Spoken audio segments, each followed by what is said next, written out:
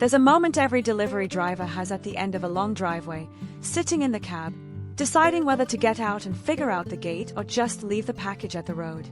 That moment tells you everything about whether the gate was designed for the people who actually use it, or only for the people who look at it. I'm Sophia, this is Outdoor Haven, and here's what separates a gate that gets used from one that gets left open.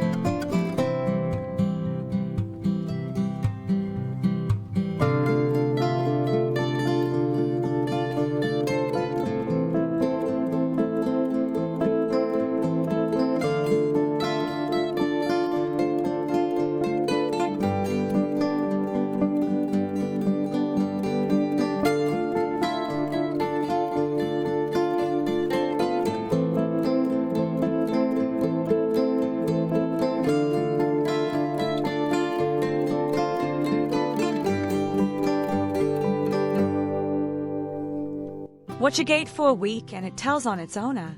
The one that gets left open every afternoon because the remote died and nobody replaced the battery. The one the neighbor's kid figured out how to climb by age 9. The one that scrapes the driveway every winter because nobody accounted for frost heave when they set the posts. Everyone preventable. Gates fail in ways that have almost nothing to do with how they looked in the catalog.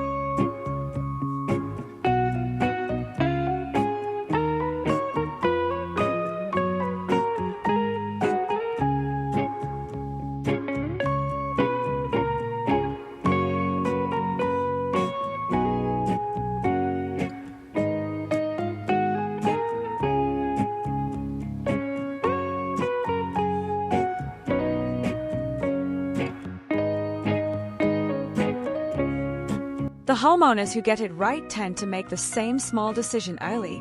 They design around the annoyance, not the aesthetic. That distinction sounds small. It isn't. A gate that has to be manually pushed open every time someone arrives home in the rain stays propped open by month 6. Automation isn't a luxury on a gate that gets used more than twice a day. It's the difference between a working entry and an expensive decoration propped against a post.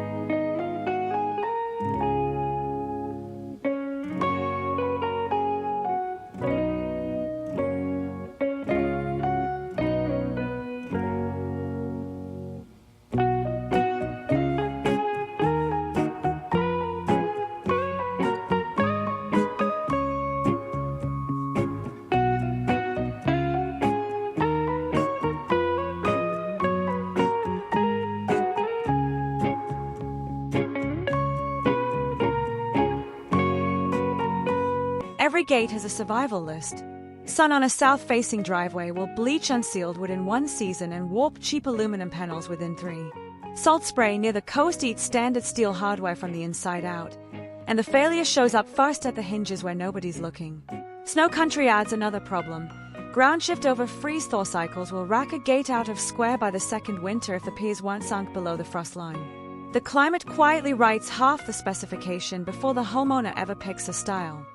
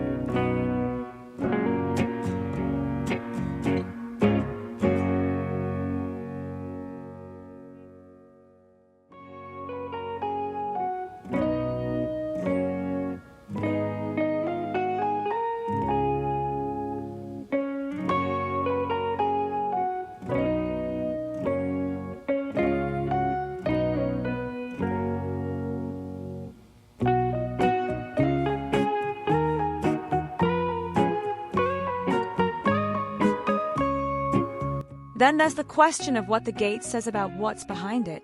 A tall, solid panel gate broadcasts privacy and, sometimes, invites the exact curiosity it was meant to prevent. An open picket iron gate signals presence without secrecy and tends to age into the property rather than announcing it. Horizontal slat gates read as recent and architectural, vertical pickets read as inherited and traditional. Neither is wrong. The mismatch happens when a farmhouse gets a minimalist black slab gate, or when a modern glass and steel house sits behind a scrolled iron gate that belongs on a different century of home.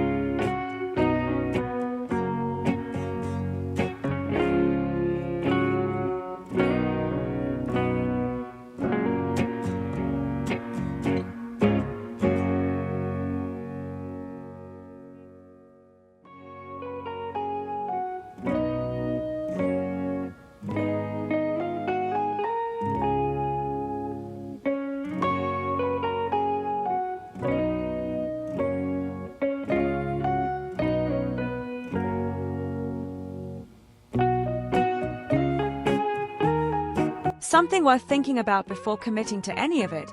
How often is this gate really going to be closed? Rural properties with livestock or genuine security concerns close their gates every night, and the design has to iron that daily use. Suburban properties often install expensive automated gates and then leave them open 90% of the time. Closing them adds friction to every trip to the mailbox. If the gate is honestly going to live in the open position, the visual weight of that open shape matters more than the closed one. And most homeowners never consider what their gate looks like folded back against the fence.